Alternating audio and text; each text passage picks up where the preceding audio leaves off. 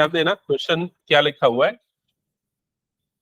Question में लिखा है फाइंड द, हम स्टार्ट करते यहां से ना, मिसलेनियस का क्वेश्चन नंबर 1 से स्टार्ट करते, एकदम स्टार्टिंग से। सो क्वेश्चन नंबर 1 क्या लिखा हुआ है, ध्यान देना। The angle between the lines whose direction ratios are a b c and b minus c, c minus a minus b. तो यहां पर आपको दिया हुआ है कि आपके पास दो लाइन है। मान लेते हैं पहली लाइन L1 है जिसके डायरेक्शन रेशियोज डी आर्स वो है ए बी सी, और दूसरी लाइन L2 है और उसके डायरेक्शन रेशियोज मतलब कि डी आर्स ये कौन कौन से हैं, B माइनस सी, C माइनस ए और A माइनस बी। ये दोनों लाइंस के डायरेक्शन रेशियोज हो गए। आपको क्या बोल रहा है, दोनों के बीच का एंगल निकाल के बताओ। ठीक है, तो एंगल बिटवीन टू लाइंस का जो फॉर्मूला आप लोगों ने पढ़ा है वो क्या है, cos theta is equals to A1 A2 plus B1 B2 plus C1 C2 upon root over A1 square plus B1 square plus C1 square root over A2 square plus B2 square plus C2 square. In fact ये क्या होता है, A dot B मतलब dot product होता है, और ये दोनों का मॉडुलस। तो यहां पर अगर हम ये वैल्यू पुट करें, स्पेशली A1 इंटू A2 करें, अगर सिर्फ न्यूमरेटर में रखता हूं तो ये क्या हो जाएगा, देखो A into b minus c plus b into c minus a plus c into a minus b, और डिनोमिनेटर में जो भी आने वाला है वो तो आएगा, उसको छोड़ देते हैं। क्लियर। अब न्यूमरेटर में ध्यान देना क्या हो जाएगा, ए जब मल्टीप्लाई होगा दोनों टर्म के साथ तो क्या बनेगा बताओ, a b minus a c. B multiply होगा तो क्या हो जाएगा, b c minus a b. C multiply होगा तो ए सी माइनस बी सी, और डिनोमिनेटर में जो भी टर्म आने वाली है वो छोड़ दो। अब ध्यान देना, ये वाला प्लस ए बी और ये वाला minus a b cancel, minus a c plus a c cancel, plus b c minus b c cancel. So overall numerator में आपको क्या मिलेगा, 0। और कभी भी अगर cos थीटा 0 है तो थीटा की वैल्यू क्या होती है, 90 डिग्री। इसका मतलब ये दोनों लाइंस के बीच में बनने वाला एंगल कितना है, 90 डिग्री, पाई बाय 2 रेडियन। समझ गए सभी। हटा दो फिर इस क्वेश्चन को। ऑनलाइन में सबको क्लियर है? Yes. Okay.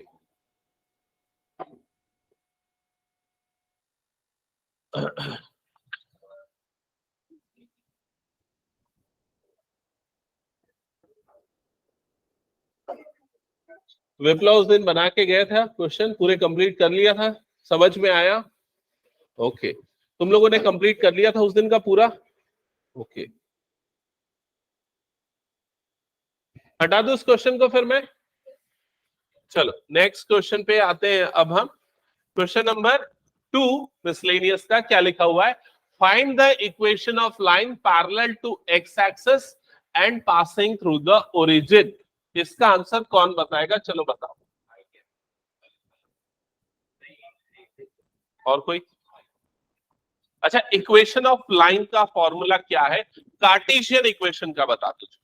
Cartesian equation of line का फॉर्मूला क्या है, आर्या बताओ। x माइनस x1, हाँ,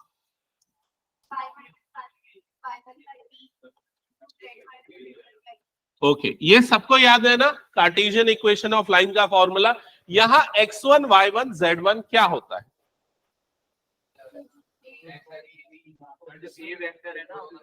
जिस पॉइंट से वो लाइन पास हो रही है उस पॉइंट का कोऑर्डिनेट x1 y1 और z1, जिस पॉइंट से वो लाइन पास हो रही है। तो यहां पर क्या दिया, वो लाइन कहां से पास हो रही है, ओरिजिन से। तो x1 y1 z1 की जगह पे क्या आएगा, 0 0 0। समझ गए ना ये चीज। तो यहां पर हो जाएगा x अप माइनस 0 तो छोड़ दो, x upon a is equal to y upon b is equal to z upon c। समझ गए ये चीज। अभी याद होगा तुम लोगों को, याद है कि नहीं, मैं याद दिला देता हूं। जो कार्टेशियन इक्वेशन ऑफ लाइन का जब मैंने फॉर्मूला बताया था तो मैंने ये बोला था, यहां चाहो तो एबीसी लिखो या फिर एलएमएन लिखो, दोनों चलेगा।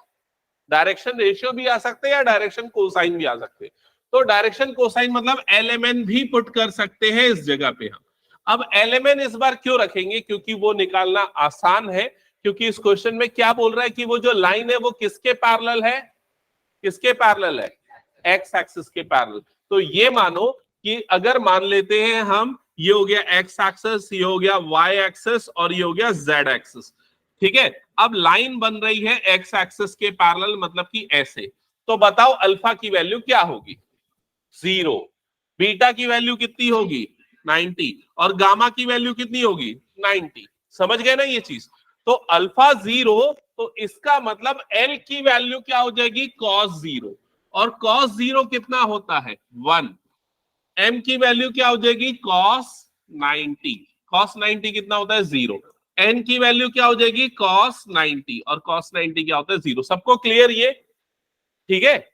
तो इसका मतलब उस लाइन के डायरेक्शन कोसाइन LMN की वैल्यू कुछ ऐसी होगी।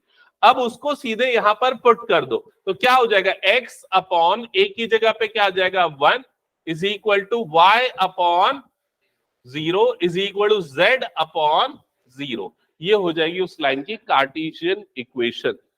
क्लियर सबको ये? अब अगर वेक्टर इक्वेशन बोलेगा तो बताओ क्या आंसर करोगे? वेक्टर इक्वेशन का फॉर्म क्या होता है? r is equals to a plus lambda vector b, ऐसा ही होता है। अब यहां पर वेक्टर a तो है ही नहीं। क्यों नहीं है? x minus 0, y minus 0, z minus 0। Clear? तो वेक्टर a नहीं है, तो लैम्डा वेक्टर b की जगह में भी क्या आएगा? सिर्फ 1 i cap, 0 j cap, 0 k cap. तो ये क्या हो जाएगा? 1 i कैप। That's it. ये आ जाएगा उस लाइन का वेक्टर इक्वेशन। सबको क्लियर? अब ये क्वेश्चन ना बहुत कॉमन क्वेश्चन है और बच्चे इसमें फंस जाते। अगर मान लो लाइन y एक्सिस के पैरेलल है तो उस लाइन के डायरेक्शन कोसाइन क्या होंगे? 0 1 0।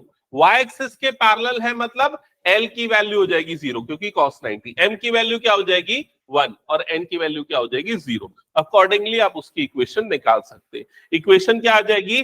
x upon 0, y upon 1, z upon 0। Directly याद रख लेना इसको। क्लियर सबको? ये हटा दूं इसको फिर मैं? ओके चलो नेक्स्ट क्वेश्चन पे आ जाते हैं। Question number 3।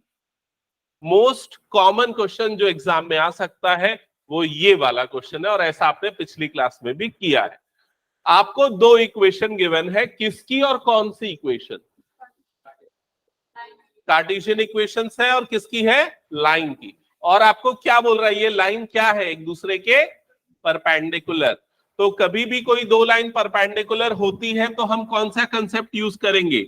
A1 into A2 plus B1 into B2 plus C1 into C2 is equal to क्या लेंगे? 0। क्लियर? पैरेलल होगी तो क्या कंडीशन लेते हैं? A1 upon A2 is equal to B1 by B2। याद है ना सबको? ठीक है। तो अभी A1 B1 C1 सीधा डिनोमिनेटर को देख के नहीं उठाते, ये भी याद है ना? कंपेयर करते हैं पहले उसको। कैसे कंपेयर करते हैं? x minus x1 upon a। तो ये उस फॉर्म में अरेंज्ड है। तो A1 की वैल्यू कितनी हो जाएगी? -3। A2 की वैल्यू देख के बताओ कितनी होगी? A2 की वैल्यू कितनी होगी? 3k प्लस B1 की वैल्यू 2k और B2 की वैल्यू 1, C1 की वैल्यू 2 और C2 की वैल्यू -5 इज इक्वल टू क्या हो गया? 0। क्लियर सबको ये? तो ये हो जाएगा -9k plus 2k minus 10 is equal to 0। तो बताओ क्या आ रही है k की वैल्यू? -10 अपॉन 7। हो गया सभी का? हटा दूं ये फिर मैं? चलो नेक्स्ट क्वेश्चन पे आते हैं। अब गुरलीन यहां पर ध्यान देना, इस क्वेश्चन में तेरे को प्रॉब्लम आ रहा था, और बाकी बच्चे ये क्वेश्चन समझ लो, अगर ये आता है तो कम से कम 3-4 नंबर का तो आएगा कम से कम। अच्छा कार्टेशियन इक्वेशन में है तो प्रॉब्लम आ रहा है, वेक्टर वाला बन जा रहा है, तो सुन ले, कार्टेशियन को वेक्टर में बदल ले, क्या दिक्कत है तेरे को? जैसे अभी ये कौन सा इक्वेशन दिया हुआ है? यहां पर वेक्टर दिया हुआ है, इसका कार्टेशियन क्या होगा? देख यहां पर x minus 6 upon 1 is equal to y minus 2 upon -2 is equal to z -2 divided by क्या हो जाएगा? यहां पर 2। समझा? ये तेरा कार्टेशियन इक्वेशन बनेगा। कैसे बनाया मैंने कार्टेशियन इक्वेशन, समझा कि नहीं? यहां से तेरा ऊपर वाला x1 y1 और z1 बना, तो x minus x1 y minus y1 z minus z1, यहां से तेरा क्या बन गया, a b और c बन गया जो नीचे आने वाला। अब उल्टा करेगा तो तू उसको वेक्टर में बदल लेगा। कैसे वेक्टर में बदलेगा, ये इसको जो है ना x1 इसको y1 और इसको क्या ले लेगा z1, तो उसको यहां पर पुट कर देगा, वेक्टर ए बन गया। क्लियर ये चीज, अभी दिक्कत तो नहीं है, ठीक है? लेकिन हम इसको वेक्टर फॉर्म में ही करते हैं अभी फिलहाल, ठीक है? या बोलेगा तो उसमें भी कन्वर्ट कर देता हूं। इसका बता दो कार्टेशियन फॉर्म क्या आएगा, देख के बता इसका। x+4 upon 3 y minus 0 upon में क्या आ जाएगा -2 और z+1 अपॉन में क्या आ जाएगा -2। समझ गया? ठीक है, तो हम मान लेते दोनों में जो भी इक्वेशन समझना है। अभी अपने को चाहिए क्या, अपने को चाहिए वेक्टर a1 चाहिए, वेक्टर a2 चाहिए, वेक्टर b1 चाहिए और वेक्टर b2 चाहिए। शॉर्टेस्ट डिस्टेंस निकालने के लिए 4 चीजें चाहिए होती हैं। अब अगर मान ले तू कार्टेशियन इक्वेशन से ले रहा है तो a1 तेरा कहां से बनेगा, यहां से, ये सबको मिला दे तो तेरा क्या बन जाएगा a1। समझ गया ना? लेकिन ये ध्यान में रखना है, अगर ये माइनस है तो ये नंबर तेरा a1 होगा, लेकिन अगर ये प्लस है तो क्या लेगा a1। अगर मान ले x+6 होता तो ये कोफिशिएंट क्या लेता, तू उसका क्या लेता? नहीं समझ रहा है? जैसे अभी वेक्टर a1 मैं लूंगा यहां पर 6i cap plus 2j cap plus 2k cap, क्या लिया मैं, समझा? ये वाले जो नंबर्स है मैंने उनको ले लिया, लेकिन अगर मान ले यहां पर प्लस होता तो क्या चेंज हो जाता, तो यहां पर क्या आ जाता, -2k कैप। समझ गया ना ये चीज? हाँ, इक्वेशन से कंपेयर करके देखना पड़ेगा। वैसे ही वेक्टर a2 क्या आएगा तेरा, बता। 4i cap plus 0j cap फिर -1k कैप, ठीक है? वेक्टर b1 क्या आएगा, जो नीचे वाला है, क्या है वो, 1i cap -2j cap plus 2k cap. Vector b2 क्या आ जाएगा तेरा, 3i cap -2j cap -2k cap. समझ गया ना? ये अगर तेरे को वेक्टर इक्वेशन दिए ना तो ऐसा लिख के नहीं करना है, तेरे को डायरेक्टली यहां से देख लेना। ये तेरा क्या हो गया, वेक्टर a1, ये तेरा क्या हो गया, वेक्टर a2, ये हो गया वेक्टर b1 और ये क्या हो गया, वेक्टर b2। समझ गया? अभी क्लियर? अब ये बताओ कि फॉर्मूला क्या है डिस्टेंस बिटवीन स्क्यू लाइंस का। d is equal to mod के अंदर में b1 cross b2 dot a2 minus a1 divided by mod b1 cross b2। ये होता है फॉर्मूला। हाँ, अभी ये फॉर्मूला लगाने के लिए सबसे पहले अपने को क्या निकालना चाहिए, हमेशा b1 क्रॉस b2। तो यहां पर निकालोगे b1 क्रॉस b2। हाँ बोलो।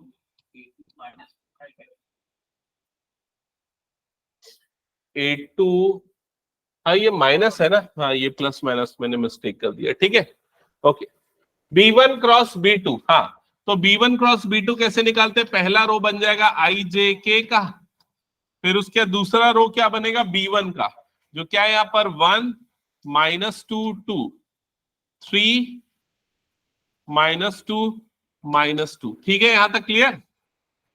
अभी ये डिटर्मिनेंट सॉल्व कर लोगे तो बताओ आई कैप का कोफिशिएंट क्या आएगा फटाक से।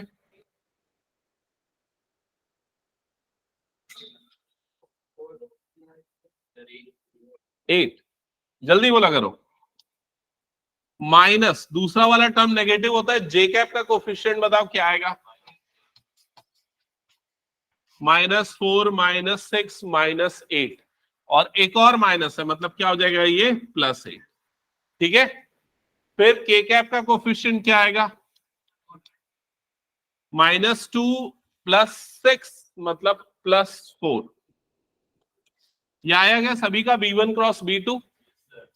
अभी इसके बाद क्या निकालना है, a2 minus a1, vector a2 minus vector a1 अब A2 माइनस A1 निकाल लोगे ना, ये हो गया A2 और ये क्या हो गया A1। ये ध्यान रखना ये -4 है ना, तो A2 माइनस A1 क्या आ जाएगा, -10 -2 -3 -10 I cap -2 J cap -3 K cap. आया क्या, कंफर्म करो ये A2 माइनस A1 सही में ना। हाँ, फिर उसके बाद हमको दो चीजें निकालनी है।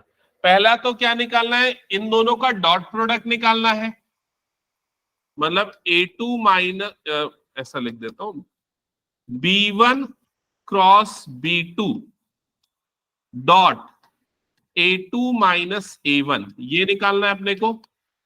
तो यहां इन दोनों का डॉट लेंगे तो क्या हो जाएगा, 8 इंटू -10 मतलब -80, 8 इंटू -2 मतलब -16 -12, ये आ जाएगा। तो क्या होगा एडिशन पूरा मिला के, -108 की 118, -108 होगा ना, ठीक है।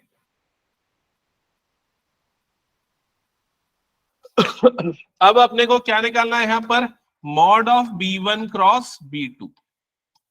तो mod of B1 cross B2 मतलब mod of 8I plus 8J plus 4K। तो उसका मॉड कैसे निकलता है, √8² प्लस 8² प्लस 4²।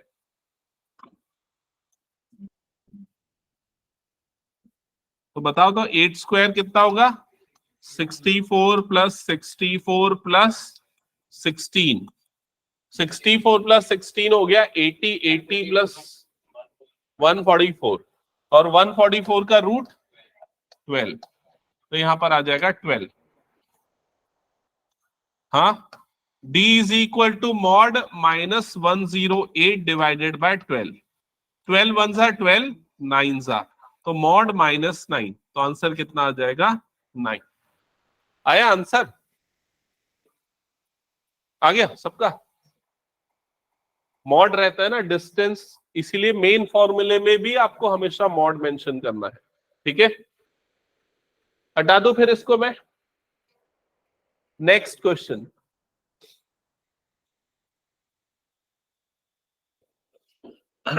अब मेरी बात ध्यान से सुनना, ऐसे क्वेश्चन एनसीईआरटी के न्यू एडिशन में बहुत कम है और वो बहुत ज्यादा आएंगे। जो ये क्वेश्चन आपको दिख रहा है ना, ऐसा क्वेश्चन एनसीईआरटी के न्यू एडिशन में नहीं है और वही क्वेश्चन आएगा। बता रहा हूं कैसे सॉल्व करेंगे। पहले क्वेश्चन को समझ के बताओ क्या बोल रहा है, क्या बोल रहा है समझ के बताओ। एक लाइन की वेक्टर इक्वेशन निकालनी है और वो एक दिए हुए पॉइंट से पास हो रही है और ये दोनों लाइन के वो क्या है, परपेंडिकुलर। समझ गए ना ये चीज, तो ध्यान से समझना। ऐसी लाइन जो इन दोनों लाइन के परपेंडिकुलर है, उस लाइन का डायरेक्शन हम कैसे निकालेंगे। तो उसके लिए मैं एक लॉजिक बताता हूं, सुनो। नहीं, ऐसा जरूरी नहीं कि ये दोनों लाइंस पैरेलल है कि नहीं है, हो सकता है ये दोनों पैरेलल ना हो। ध्यान से देखना, विजुअलाइज करा रहा हूं। मान लो एक लाइन ये वाली है, ये वाली एक लाइन है, दूसरी लाइन ये वाली, ये दो लाइन हो गई। समझ गए ना, ये दोनों लाइन एक दूसरे के पैरेलल नहीं है, दोनों लाइन कुछ ऐसी है, दिख रहा है क्या सबको, ऐसी है दोनों लाइन। तीसरी लाइन जो है वो इन दोनों के परपेंडिकुलर है, तो वो लाइन ऐसी बनेगी। क्लियर हुआ कि नहीं ये चीज, तो वो लाइन ऐसी बनेगी। अब मेरे को ये वाली लाइन का डायरेक्शन चाहिए और ये वाली लाइन की इक्वेशन निकालनी है, ठीक है। इक्वेशन निकालने के लिए दो चीजों की जरूरत होती है, एक क्या होता है पॉइंट जो हमको दिया हुआ है और दूसरा क्या होता है डायरेक्शन रेशियो। समझ गए ना ये चीज। अब वो डायरेक्शन रेशियो कैसे मिलेगा, करेक्ट, नीचे वाली लाइन जो है ना दोनों, उनका क्रॉस प्रोडक्ट निकालेंगे। क्योंकि जब वेक्टर मैंने पढ़ाया था तो याद करना, वेक्टर का पहला बेसिक कंसेप्ट क्रॉस प्रोडक्ट का ये बोलता है कि अगर हम कोई भी दो वेक्टर का क्रॉस प्रोडक्ट में लेते हैं तो तीसरा जो वेक्टर मिलता है उसके क्या होता है, परपेंडिकुलर, दोनों के परपेंडिकुलर। वो थंब रूल वगैरह भी तुम लोगों ने पढ़ा होगा, इस डायरेक्शन में घूम रहा है तो तीसरा रिजल्टिंग वेक्टर परपेंडिकुलर मिलेगा।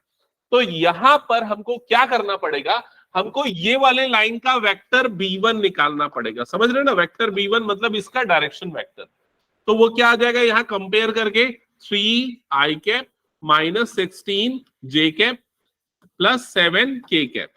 अगर वेक्टर इक्वेशन दी हुई तो डायरेक्ट मिल जाता है, कार्टेशियन इक्वेशन है तो स्टैंडर्ड फॉर्म से कंपेयर करके निकालोगे। फिर हम निकालेंगे वेक्टर B2। वेक्टर B2 मतलब ये वाला वेक्टर बनेगा, तो वो कितना आ जाएगा 3i cap plus 8j cap minus 5k cap. क्या यहां तक क्लियर सभी को? अब क्या बोला, जो रिजल्टिंग जो थर्ड लाइन है वो दोनों के परपेंडिकुलर है, तो उसका डायरेक्शन हमको मिलेगा B1 क्रॉस B2 करने से।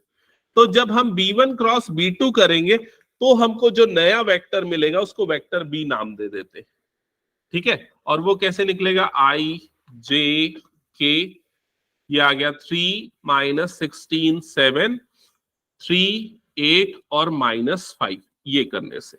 चलो अब बताओ निकाल के क्या आ जाएगा। सबसे पहले आई कैप का कोफिशिएंट ठीक से बताओ क्या आएगा। 16 5 जा 80 माइनस 8 7 जा 56 24, तो क्या आ जाएगा 24 आई कैप। फिर उसके बाद यहां माइनस आता है जे कैप सेकेंड टर्म में। अब जे कैप का कोफिशिएंट बताओ, -15 -21 कितना होगा, -36, और माइनस माइनस क्या हो जाएगा, +36। ओके, के कैप का कोफिशिएंट बताओ क्या आएगा, 24 माइनस कितना बन रहा है 48, माइनस माइनस प्लस हो जाएगा, तो 24 प्लस 48 कितना होता है 72, तो ये कितना आ जाएगा 72। समझ गए ना, कोई डाउट तो नहीं किसी को ये? ओके, तो ये आपको वो वेक्टर मिल गया या डायरेक्शन मिल गया किसका, जिस लाइन की इक्वेशन आपको निकालनी है। अब वो लाइन कहां से पास हो रही है, 1 2 और -4 से। आपको कौन सी इक्वेशन निकालने बोला है, वेक्टर इक्वेशन। तो वेक्टर इक्वेशन का स्टैंडर्ड फॉर्म क्या होता है, vector r is equal to vector a plus lambda vector b, यही होता है। तो वेक्टर ए कहां से बनेगा, यहां से, और वेक्टर ए क्या आएगा, I cap plus 2j cap minus 4k cap plus lambda vector B की जगह पे क्या आ जाएगा 24 I cap plus 36 J cap plus 72 K cap. समझ गए सभी ये कैसे करना था इस क्वेश्चन को? ओके, परपेंडिकुलर दिया होता है, पैरेलल लाइन निकालते हैं, इसके अपोजिट एंटी पैरेलल भी तो हो सकता है। एक मिनट, पहले ना मैं इसको पूरे एक और स्टेप बता देता हूँ, फिर मैं तेरा क्वेश्चन समझता हूँ। यहां तक सबको क्लियर ना? अभी एक और स्टेप मैं जो बताना चाह रहा हूं वो क्या है, सुनो। यहां पर कुछ कॉमन निकल सकता है क्या सब में से, 12। 12 अगर कॉमन निकाल दूंगा तो 12 इंटू लैम्डा कुछ नया बन जाएगा, मान लेते हैं वो क्या बन जाएगा, म्यू बन जाएगा। समझ गए ना? तो क्या बच जाएगा यहाँ पर 2i plus 3j plus 6k, बाकी सब एज इट इज। तो ये ज्यादा एप्रोप्रिएट आंसर है। ओके, हाँ अब क्या बोलना चाह रहा है पूछ। हाँ हो गया क्लियर। लैम्डा में अगर -1 मल्टीप्लाई कर देंगे तो एंटी पैरेलल का डायरेक्शन। अच्छा वैसा बोलना, एंटी पैरेलल नहीं, वो भी पैरेलल ही है लेकिन डायरेक्शन अपोजिट है वेक्टर का। सर हाँ सर क्वेश्चन में तो हाँ बोल। परपेंडिकुलर दिया और यहाँ मतलब ये तो पैरेलल का इक्वेशन है ना। नहीं, कैसे पैरेलल का इक्वेशन हुआ?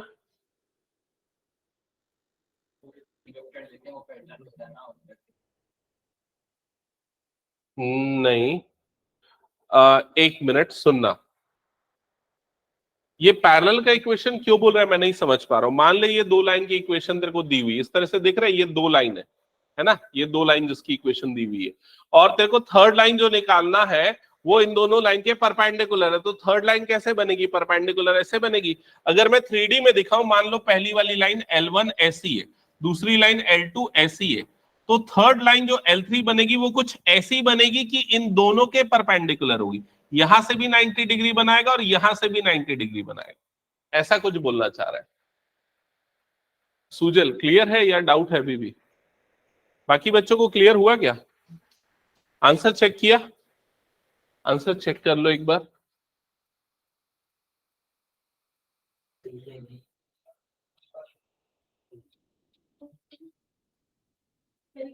क्रॉस प्रोडक्ट लेंगे तो परपेंडिकुलर बनेगा ना वो दोनों की। ठीक है, कौन सा वाला दिया, नीचे वाला? ठीक है, क्लियर सबको? ओके, हाँ तो उससे कोई फर्क नहीं पड़ता, ठीक है, वो हमारा दिया हुआ नाम है। ओके, तो अब हमारे पास वेक्टर करने को, तो वेक्टर कर ले क्या प्रैक्टिस? चलो, हाँ, वेक्टर मैं कहां से करा रहा हूं मैं बता रहा हूं, मैं करवाऊंगा प्रीवियस ईयर क्वेश्चन पूरा, ठीक है।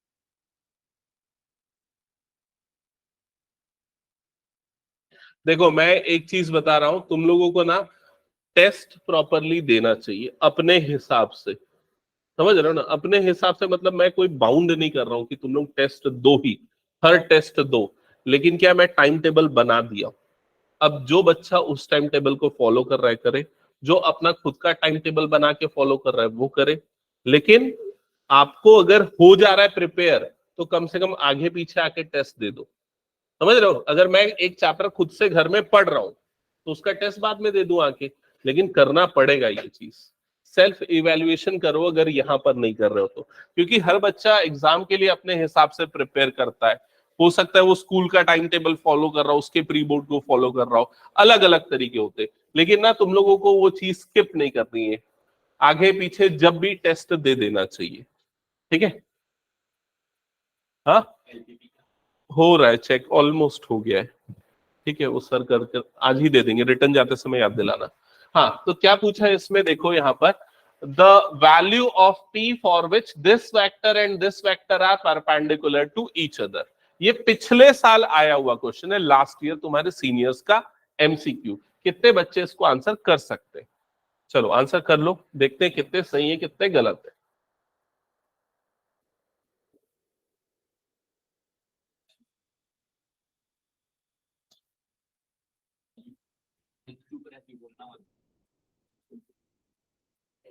जिससे नहीं बनेगा वो भी बता दो, नहीं बनेगा, कैसे बनेगा बता, ऐसे में तो एमसीक्यू सबसे बन जाता है,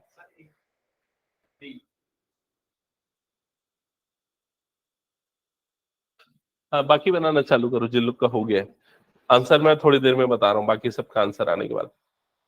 उन्नति, नहीं नहीं बन रहा है, हाँ तो यहां पर वही कंसेप्ट, अगर ये दोनों वेक्टर परपेंडिकुलर है तो दोनों का डॉट प्रोडक्ट क्या हो जाएगा, जीरो, तो a dot b is equals to zero, मान लेते हैं पहला वाला वेक्टर ए है, दूसरा वाला वेक्टर बी है, तो डॉट प्रोडक्ट जीरो। अब डॉट प्रोडक्ट कैसे लिया जाता है, तो डॉट प्रोडक्ट लेने के लिए हम आई वाले कोफिशिएंट को आपस में मल्टीप्लाई करेंगे, तो कितना हो जाएगा ये -8, जे वाले कोफिशिएंट को मल्टीप्लाई करेंगे तो क्या हो जाएगा -6p, के वाले कोफिशिएंट को मल्टीप्लाई करेंगे तो +26 इज इक्वल टू 0, समझ गए, सॉल्व करके निकाल लेना p, तो यहां से p की वैल्यू आ जाएगी 3, क्योंकि ये हो जाएगा 18 और उधर जाके +6, तो ऑप्शन ए करेक्ट होगा। क्लियर? और मैं जितने भी क्वेश्चन मैं आज करवाऊंगा, मैं एक चीज एकदम क्लियरली बता दूं, आज क्या, अभी से लेके आखिरी डेट तक मैं पूरे क्वेश्चन वही कराऊंगा जो 2023 के एग्जाम में आया हुआ है, अलग अलग रीजन को मिला के वो पूरा सेट मैंने बना लिया है, और सैंपल पेपर सीबीएसई का रिलीज वाला जो है, समझ गए ना। नेक्स्ट क्वेश्चन नंबर 9, कितने बच्चे आंसर निकाल चुके हैं? -1, और कुछ आंसर एक दूसरे का सोच के नहीं, आप तुमको जो लग रहा है आंसर करो, 2 आ रहा है, और किसी का कुछ? तो चलो इसको भी जो भूल गए एक बार कंसेप्ट रिकॉल करवाता हूं, क्रॉस प्रोडक्ट जब होता है यूनिट वेक्टर का तो वो ऐसा साइक्लिक ऑर्डर फॉलो करता है, याद है ये, आई क्रॉस जे कितना होगा के, ठीक है, फिर जे क्रॉस के कितना होगा आई, अगर ऑर्डर पलटता है जे क्रॉस आई करना है तो वो क्या हो जाएगा -के, तो यहां पर आई क्रॉस जे की वैल्यू कितनी होगी, आई क्रॉस जे की वैल्यू कितनी हो जाएगी, के हो जाएगी, समझ गए ना ये चीज, के डॉट यहां पर क्या आ गया जे, और जे क्रॉस आई की वैल्यू कितनी होगी, जे क्रॉस के आई की वैल्यू हो जाएगी माइनस के। समझ गए ना, आई जे का के बनेगा, जे आई का क्या बन जाएगा माइनस के, माइनस के और यहां पर क्या आ जाएगा डॉट के। क्या ये क्लियर? अब डॉट प्रोडक्ट का रूल क्या होता है, और अगर अलग अलग यूनिट वेक्टर है अलग अलग डायरेक्शन के, तो उनका डॉट प्रोडक्ट क्या आता है जीरो। क्यों जीरो आता है? एंगल 90 क्योंकि दोनों के बीच का एंगल कितना बनता है 90 डिग्री। परपेंडिकुलर, कोई भी दो वेक्टर परपेंडिकुलर तो डॉट प्रोडक्ट क्या होगा जीरो, इसलिए हो जाएगा जीरो। और अगर ऐसा है, ये मैं याद दिलाता हूं, देखो इधर पे, जैसे मान लो vector A dot vector A करते हैं, तो डॉट प्रोडक्ट का फॉर्मूला क्या होता है, magnitude of a magnitude of b cos theta, ऐसे ही होता है, याद है ना ये चीज। तो यहां पर जब हम ए डॉट ए करेंगे तो magnitude of a magnitude of A cos theta, theta की वैल्यू यहां पर क्या हो जाएगी जीरो, तो ये पूरा क्या बन जाएगा वन। और ये क्या है, एक यूनिट वेक्टर है, तो उसका मैग्नीट्यूड कितना होगा वन, तो इसलिए ये वन हो गया, ये भी वन हो गया, और इसलिए इसका प्रोडक्ट कितना आ जाता है वन। तो के डॉट के कितना होगा वन, लेकिन बाहर में क्या है माइनस, तो ये आंसर क्या आ जाएगा -1, ऑप्शन डी करेक्ट होगा। समझ गए? फिर आते हैं नेक्स्ट क्वेश्चन पे, क्वेश्चन नंबर 10। हाँ चलो बताओ।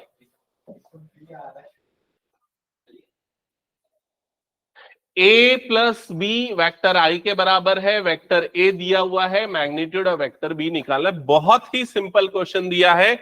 यहां पर ये जो गिवन है इसमें वेक्टर ए की वैल्यू को रख दो, तो क्या हो जाएगा, यहां पर वेक्टर ए की जगह पे रखोगे तो 2i minus 2j plus 2k plus vector b is equal to i cap. समझ गए क्या किया? फिर उसके बाद ये पूरे को उधर भेज दो, तो क्या हो जाएगा, vector b is equal to, बताओ, ये जब उधर जाएगा तो क्या हो जाएगा माइनस आई कैप। कैसे, क्यों, प्लस 2 उधर गया तो क्या हो जाएगा -2 ये हो जाएगा, ये क्या आ जाएगा +2 जे कैप -2 के कैप। समझ गए ये चीज? ये मिला वेक्टर बी, लेकिन आपको क्या निकालना है, मैग्नीट्यूड ऑफ वेक्टर बी। क्या आएगा आंसर, बताओ? आंसर आएगा 3। समझ गए ना सभी? कैसे 3 आएगा, हटा दूं फिर इसको मैं। नेक्स्ट क्वेश्चन, हाँ चलो इस क्वेश्चन पे आते हैं, क्वेश्चन नंबर, ये 2 नंबर का क्वेश्चन है।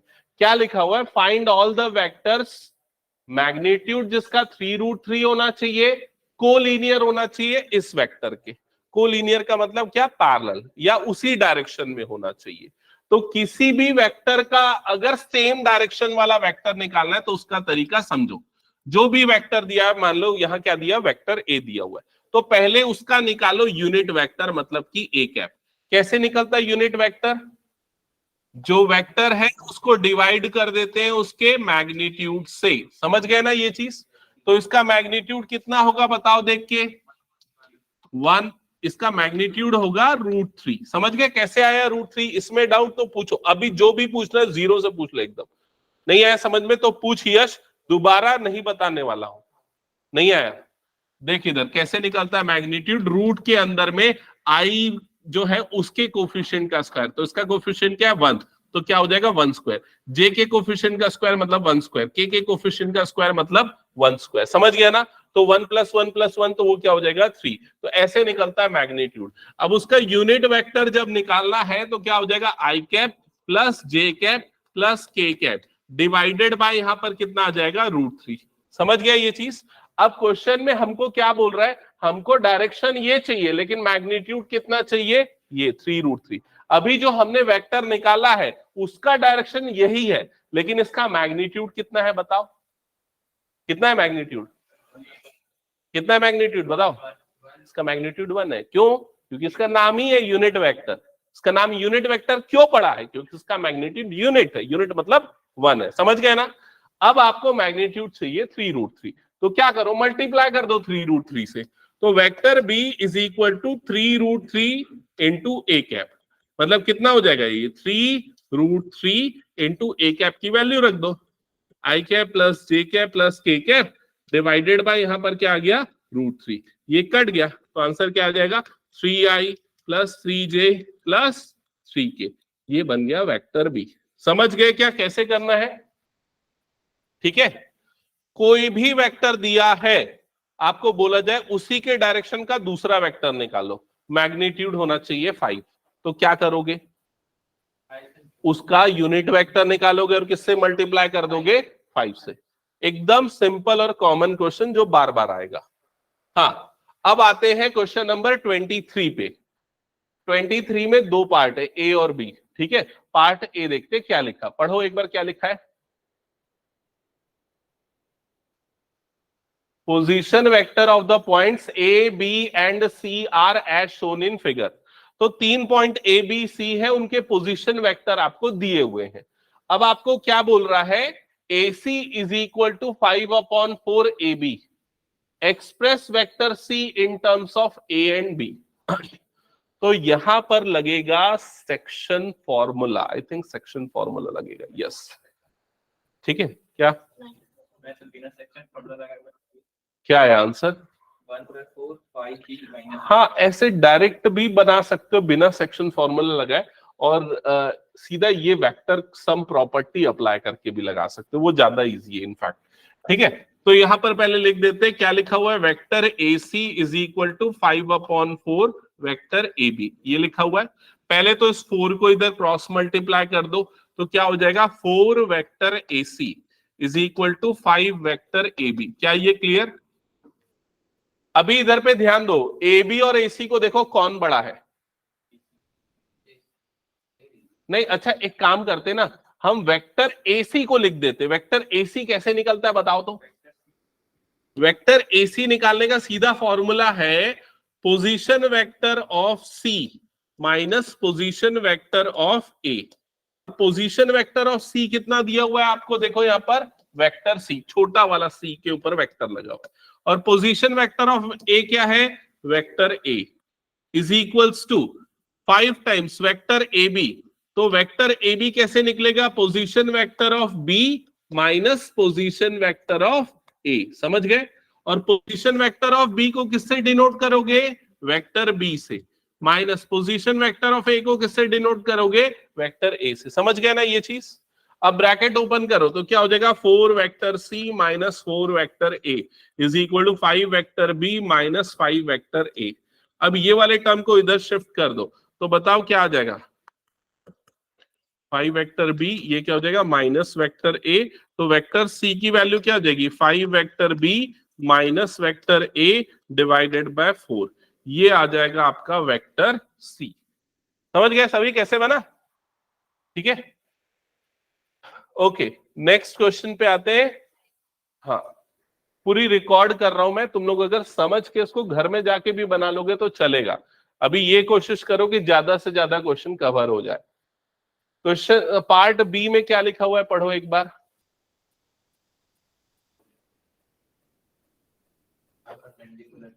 हाँ देखो, ये 3D का क्वेश्चन है लेकिन गलती से वेक्टर में कॉपी हो गया है। मैंने धनराज को एक काम दिया था ना, वो यही काम दिया था, उसको चैप्टर वाइज अलग अलग करने थे पूरे पिछले साल के क्वेश्चन। उसने अलग कर था लेकिन कुछ एक थोड़ा सा गड़बड़ कर दिया होगा, तो ये वाला पार्ट है ना। तो क्या दिया हुआ है, समझ गए क्वेश्चन? ये दोनों लाइन परपेंडिकुलर है या नहीं बताना है आपको। दोनों लाइन की इक्वेशन दी हुई है, तो लाइन की इक्वेशन अभी तक जो देख रहे थे वो कौन कौन से दो फॉर्म देखा था? कार्टेशियन और वेक्टर। अभी ये कौन सा फॉर्म दिख रहा है? अभी बताओ, ये लाइन की इक्वेशन देने के लिए उसने ऐसे लिख दिया है, बताओ कौन सा फॉर्म है ये लाइन की? कौन सा फॉर्म है? ये कार्टेशियन फॉर्म ही है। दिख नहीं रहा है, तुम लोग ठीक से देख नहीं रहे हो, क्योंकि कैसे दिखेगा देखो इधर पे। ये पहला वाला है, क्या लिखा हुआ है? x is equals to 2 lambda plus 2। मैंने इसीलिए डेरिवेशन कराया था ना, जब कार्टेशियन का ध्यान से सुने रहते तो हो जाता। तो ये 2 को इधर भेजो तो क्या हो जाएगा? x minus 2 is equal to 2 lambda. 2 को अपॉन में भेज दो तो x minus 2 upon 2 is equal to क्या हो जाएगा? लैम्डा। समझ गए? फिर दूसरी वाली इक्वेशन को उठाओ। कौन सी इक्वेशन? ये y is equals to 7 lambda plus 1। तो ये 1 इधर आ जाएगा तो क्या हो जाएगा? y minus 1 is equal to 7 lambda. तो बताओ क्या वैल्यू आ जाएगी? y minus 1 upon 7। समझ गए ना ये चीज? वैसे ही थर्ड वाला क्या बनेगा बताओ तो? z plus 3 upon minus 3। तो ये पहली वाली लाइन की इक्वेशन बन गई। समझ गए ना ये चीज? अब x1 y1 z1 किसकी जरूरत पड़ती है परपेंडिकुलर चेक करने के लिए? a1 b1 c1। बताओ a1 b1 c1 क्या है?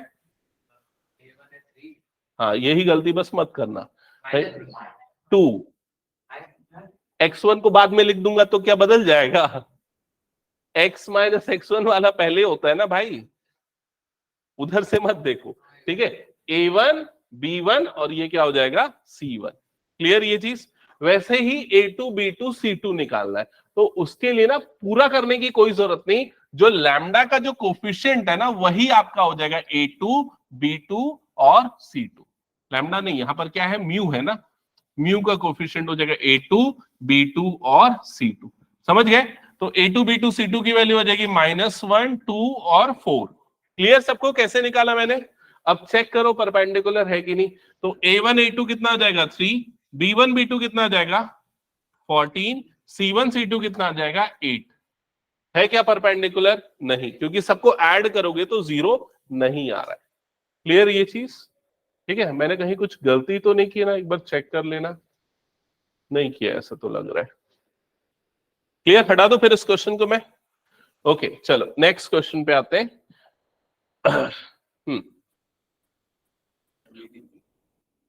तो क्या लिखा हुआ है इसमें? ये भी 3D का क्वेश्चन आ गया क्या?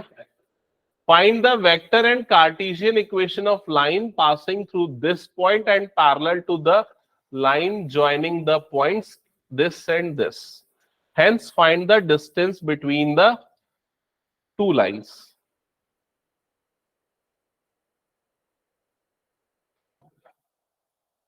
Okay.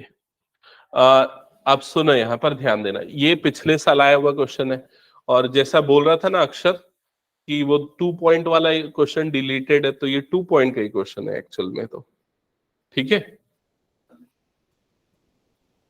अब ऐसा तो कोई मेंशन नहीं किया, ज्यादातर जो पिछले साल का था वो इस साल भी फॉलो हो रहा है।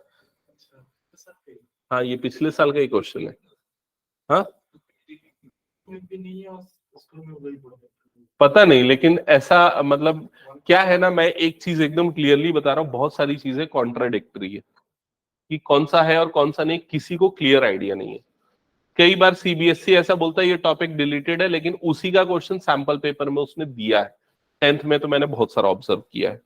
जैसे तुम लोगों को याद होगा, लीनियर इक्वेशन इन 2 वेरिएबल में रिड्यूसिबल वाला फॉर्म आता था, 1/x + 1/y = 5, 3/x + 7/y = 7, ऐसा वाला इक्वेशन, जिसमें हम 1/x को u और 1/y को v लेके सॉल्व करते थे। 10th में ऐसा वाला क्वेश्चन आता था। तो वो क्वेश्चन जो है ना, वो सीबीएसई ने डिलीट कर दिया, लेकिन पिछले साल वो क्वेश्चन दे दिया एग्जाम में। समझ रहे हो ना ये चीज? मार्क्स का पता नहीं, जो भी हुआ होगा, कैलकुलेशन जैसा भी हुआ उसका, लेकिन ऐसा हो सकता है। तो इसलिए जो भी सैंपल पेपर में है, जो भी प्रीवियस ईयर के क्वेश्चन में, स्पेशली 2023 के क्वेश्चन पेपर में, उसको हम बिल्कुल नहीं छोड़ेंगे, भले ही वो डिलीटेड बोला जाए तो भी। नहीं, ये क्वेश्चन थोड़ा सा डिफिकल्ट है, मुझे पूरा डिटेल में समझाना पड़ेगा, तुम लोगों को हो सकता है मुश्किल जाए, तो सुनो इधर पे ध्यान से। क्या लिखा हुआ है? Find the vector and Cartesian equation of line passing through this point. एक एक करके पार्ट बाय पार्ट समझना। आपको एक लाइन की वेक्टर और कार्टेशियन इक्वेशन निकालनी है, और वो लाइन कहां से पास हो रही है? ये वाले पॉइंट से पास हो रही है। पहले मैं एक रफ वर्क करता हूं, मान लेता हूं वो लाइन ये है जिसकी मुझे इक्वेशन निकालनी है L1, और उस लाइन का एक पॉइंट मुझे पता है, और उस पॉइंट को दिया है इसने 1 2 और -4, ये नाम दे दिया। क्लियर ये चीज? अब आगे बढ़ेंगे तो वो लाइन पैरेलल है। किसके पैरेलल है? किसके पैरेलल है? किसके पैरेलल है? एक दूसरी लाइन जो कि कहां से बन रही है? इन दोनों पॉइंट को ज्वाइन करने से। तो ये दोनों पॉइंट को ज्वाइन करने से मान लो ये वाली एक लाइन बन रही है, और ये दोनों लाइन आपस में क्या है? पैरेलल। और जो दो पॉइंट जिनको ज्वाइन कर रहे हैं उनके कोऑर्डिनेट क्या दिए हुए? यहां पर 3 3 और -5, और इसका कोऑर्डिनेट क्या है? 1 0 और -11। समझ गए ना ये चीज? तो ये एक लाइन, ये दूसरी लाइन, ठीक है, दोनों लाइन पैरेलल, इसके 2 पॉइंट पता है, इसके 1 पॉइंट पता है, और इसकी इक्वेशन आपको निकालनी है। तो समझ गए ना? एनसीईआरटी में जो स्ट्रेट फॉरवर्ड फॉर्मूला लगा आंसर पाओ वाला जो क्वेश्चन था, एग्जाम में वैसा नहीं मिलेगा। एग्जाम में आपको सोचना पड़ेगा, ऐसे क्वेश्चन मिलेंगे। तो अब कैसे सोचोगे? सुनो, हाँ बता रहे, बता। ये वन है, ये पॉइंट को ये पॉइंट से माइनस करके एक वेक्टर ले लेते हैं बी वेक्टर। हाँ। एक पॉइंट दिया ए प्लस लैम्डा बी करके। करेक्ट, सही बोल रहा है, ठीक है। 2 पॉइंट हो गए। 2 पॉइंट से पास होने वाली ही लाइन है ना अल्टीमेटली, तो ये जो,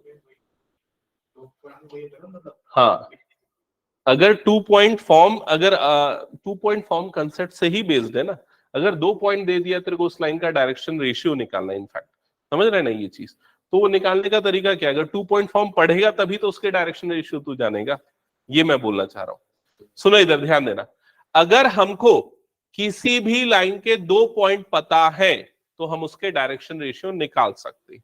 कैसे निकालते हैं direction ratio? x2 minus x1, बिल्कुल कर सकते, कोई प्रॉब्लम नहीं, ठीक है। ऐसा करना है तो ऐसा भी कर दो, क्या हो जाएगा बताओ ये करने पे? 3 माइनस 1 करने पे क्या हो जाएगा 2, 3 माइनस 0 करने पे क्या हो जाएगा 3, माइनस 5 और ये प्लस 11, कितना हो जाएगा ये 6। तो इसका डायरेक्शन रेशियो कितना होगा 2, 3 और 6। जो इसका होगा वही इसका भी होगा। क्यों सेम होगा? क्यों सेम होगा? क्योंकि पैरेलल। जब भी कोई दो लाइन पैरेलल होती है तो दोनों के डायरेक्शन रेशियो सेम माने जाते हैं। समझ गए ना ये चीज? ठीक है।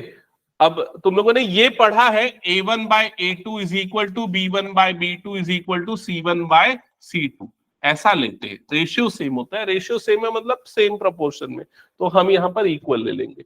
तो हमको यहाँ पर ये वाली लाइन का क्या मिल गया डायरेक्शन, इसका मिला तो ऑब्वियसली इसका मिल गया। तो बताओ पिंक वाली लाइन की इक्वेशन क्या होगी? कार्टेशियन इक्वेशन बताना। बताओ क्या हो जाएगा कार्टेशियन इक्वेशन? समझ गए ना रिया, आयुषी समझ गए?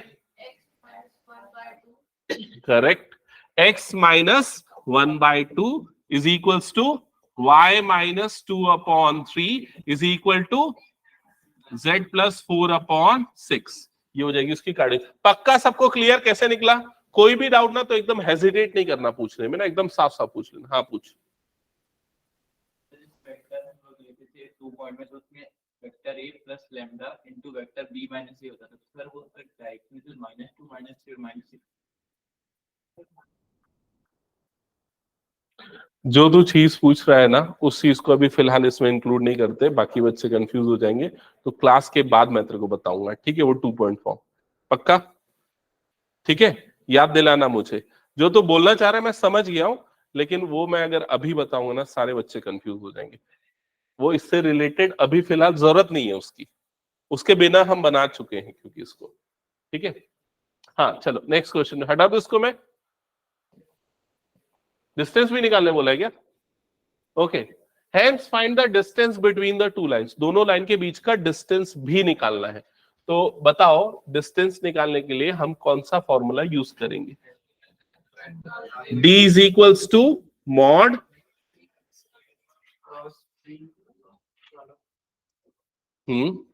Vector a2 minus a1 cross है कि डॉट है, dot vector b divided by magnitude of vector b।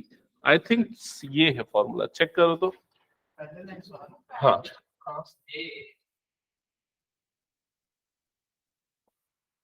Cross है क्या? ओके, बी क्रॉस है, मैं गलत लिख दिया, तो यहां पर ये क्रॉस आता है और ऐसा लिख देता हूं vector b cross vector a2 minus vector a1, ये आएगा, ठीक है? अभी इसको कैसे सॉल्व करेंगे समझना। सबसे पहले हम डिसाइड करेंगे कि वेक्टर बी क्या है। तो बताओ वेक्टर बी क्या होगा? 2i cap plus 3j cap plus 6k cap. Clear? Vector a1 किसको लेंगे बता दो, बोलो बोलो जल्दी, मैं वेट कर रहा हूं। I cap plus 2j cap minus 4k cap, I cap plus 2j cap minus 4k cap. Clear सबको? वेक्टर a2 किसको लेंगे बताओ?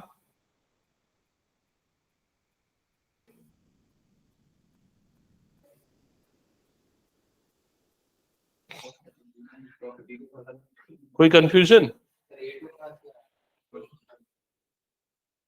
अच्छा ठीक है, चलो प्रॉब्लम जा रही, कोई बात नहीं। एक काम करते हैं, सुनो, हमने ये वाली लाइन की, हमने ये जो इक्वेशन निकाली, कौन सी वाली लाइन की इक्वेशन है? ये वाली लाइन की इक्वेशन है ना? हमको ये वाली लाइन की इक्वेशन निकालनी है, तो क्या इसकी इक्वेशन हम निकाल सकते हैं उस वाली लाइन की? हाँ निकाल सकते हैं।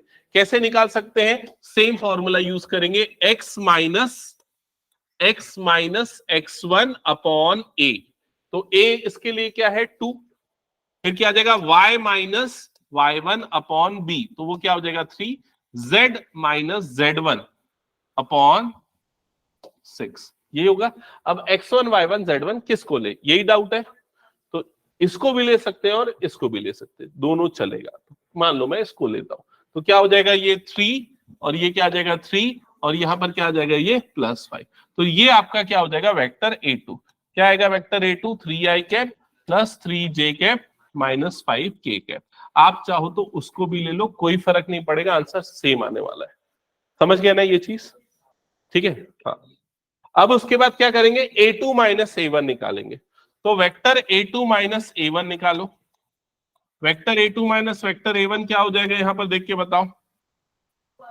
2i कैप, वो आयोटा नहीं है ना, हाँ, plus j cap minus k cap, ये हो जाएगा A2 माइनस A1। अब इसका अपने को किसके साथ क्रॉस प्रोडक्ट लेना है? वेक्टर B के साथ। वेक्टर B तो क्लियर है, वो ले लोगे क्रॉस प्रोडक्ट, और नीचे में क्या आना चाहिए? Magnitude of vector B। जो भी आएगा उसका मॉड, मतलब क्या लेना है उसको? पॉजिटिव। बन जाएगा ये क्वेश्चन, छोड़ दूं? ओके, चलो नेक्स्ट क्वेश्चन पे आते हैं। इसका ऑप्शनल पार्ट, सेकेंड पार्ट, हाँ पढ़ो क्या लिखा हुआ है। देख, find the equation of line passing through 2 point. आ गया ना 2 पॉइंट वाला?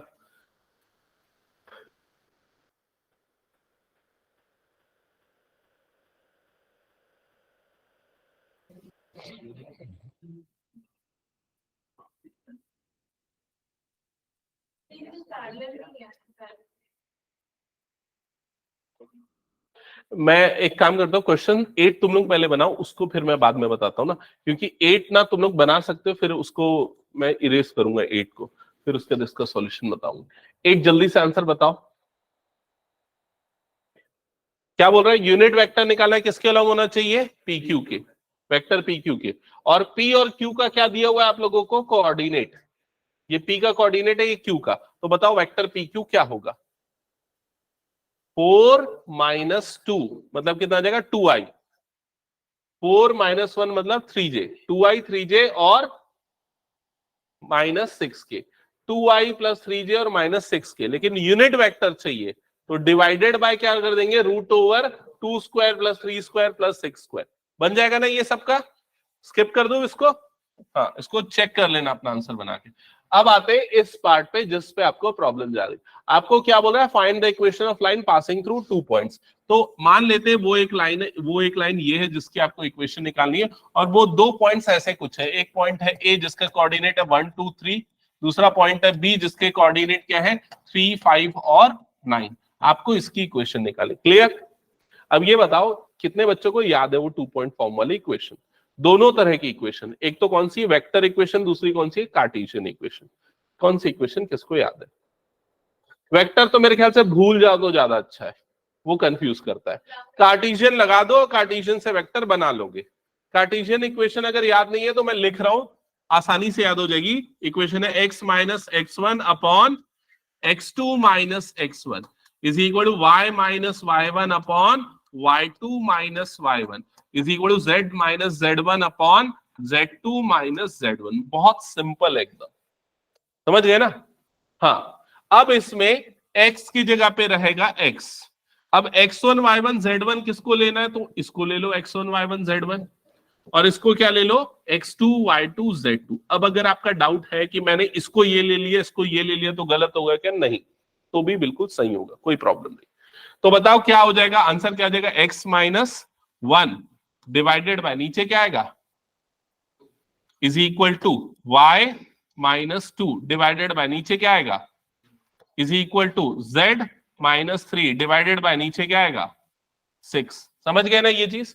तो ये कौन सी इक्वेशन बन गई? Cartesian equation. अब क्या बनाना है तुम लोगों को? Vector equation. तो वेक्टर इक्वेशन में क्या होता है, vector r is equal to vector a. तो वेक्टर ए कहां से बनता है, यहां से बनता है वेक्टर ए। तो क्या आ जाएगा वेक्टर ए, बताओ जल्दी, I cap plus 2j cap plus 3k cap plus lambda, lambda फिर क्या आता है यहाँ पर वेक्टर बी। वेक्टर बी कहां से बनता है, 2i plus 3j plus 6k। तो ये जगह 2i plus 3j plus 6k, that's it. ये आ गया इसका वेक्टर इक्वेशन। समझ गए ना। तो कोई भी एक फॉर्म याद रख लो, दूसरे में कन्वर्टेबल है वो पूरा।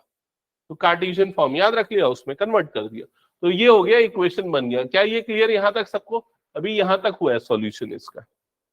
आगे क्या लिखा हुआ है पढ़ो।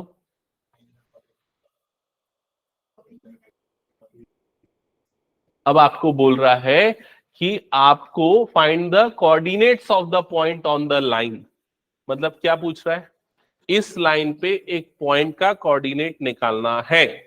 वो पॉइंट जो है वो बी से कितने डिस्टेंस पे है, 14 पे।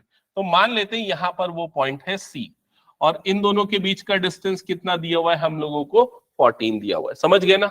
सी का कोऑर्डिनेट पता है क्या, नहीं पता। तो मान लेते हैं सी का कोऑर्डिनेट है x, y, z। समझ गए। अब हमको चाहिए क्या, वही x, y, z चाहिए। तो कैसे निकालेंगे समझना। ये जो वेक्टर इक्वेशन आई, ये जो कार्टेशियन इक्वेशन आई थी, इसको इक्वल टू हम क्या कर देंगे, लैम्डा। फिर से आ गया वो लैम्डा, याद है ना लैम्डा कैसे करते थे। अब यहां से x की वैल्यू बताओ। अगर मैं इस वाले पार्ट को लैम्डा से इक्वेट कर दूंगा तो मुझे x की वैल्यू मिलेगी। क्या मिलेगी, x की वैल्यू 2 लैम्डा प्लस 1। सबको समझ में कैसे आया ये 2 इधर क्रॉस मल्टीप्लाई हुआ और इन दोनों को अलग अलग से हटा के किया 2 लैम्डा प्लस 1। वैसे ही अगर मैं सिर्फ इन दोनों को लूंगा तो y की वैल्यू क्या आएगी बताओ जल्दी, 3 लैम्डा प्लस 2। और z की वैल्यू क्या आ जाएगी, 6 लैम्डा प्लस 3। याद करो हमने इसका उल्टा काम किया था थोड़ी देर पहले क्वेश्चन में, यहां पर हम इसका रिवर्स काम कर रहे हैं। ठीक है, तो यहां पर हमको एक्स वाई जेड की वैल्यू मिल गई। अब क्या करें, एक्स वाई जेड की वैल्यू मिल गई तो इन दोनों के बीच का डिस्टेंस कितना है, 14।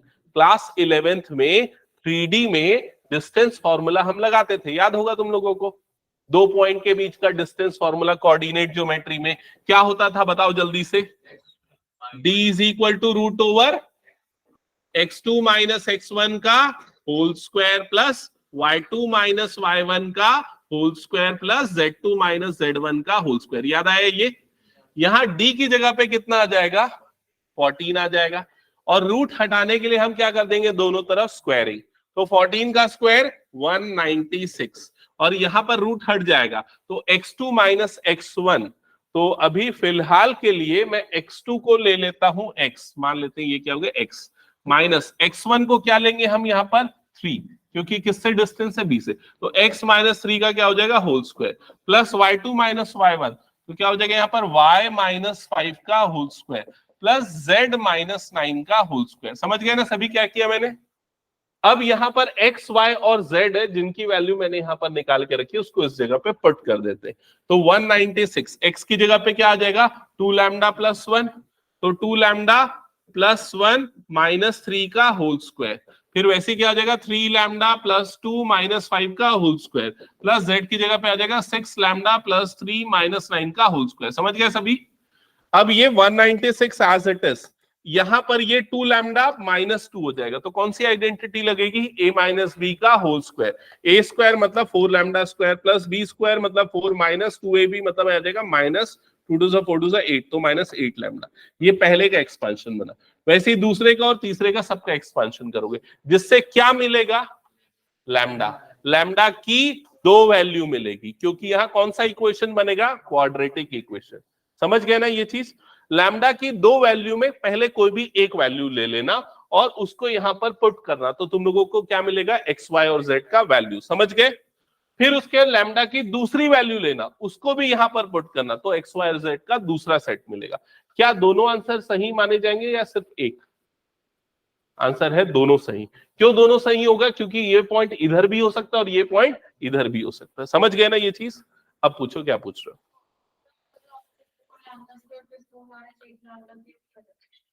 कहां पर, ये वो जो भी आएगा, मतलब ये 2 लैम्डा माइनस 2 हो जाएगा ना। ये क्या बनेगा, 2 लैम्डा -2 का होल स्क्वायर, समझ गए? तो a का स्क्वायर कितना होगा, यही होगा, प्लस b स्क्वायर इतना ही होगा, -2ab होगा, तो -2 ये हो गया a और ये हो गया b, तो 2 2 2 3 बार 2 तो आ जाएगा 8। समझ गए ना ये चीज? ठीक है, तो क्या ये सबको क्लियर है? और क्वेश्चन के लेवल समझे? अगर तुम लोग सिर्फ एनसीईआरटी करके सोच रहे हो कि हो जाएगा, तो नहीं, ये रिवीजन सेशन जो है कोचिंग का उसको पूरा अटेंड करना, फिर भले आप लोगों ने पुराना अटेंड नहीं किया हो तो भी चलेगा, लेकिन ये करोगे ना तो आप लोगों की एक्चुअल प्रैक्टिस होगी। ठीक है, ओके, सो एंड कर रहा हूं फिर आज की क्लास।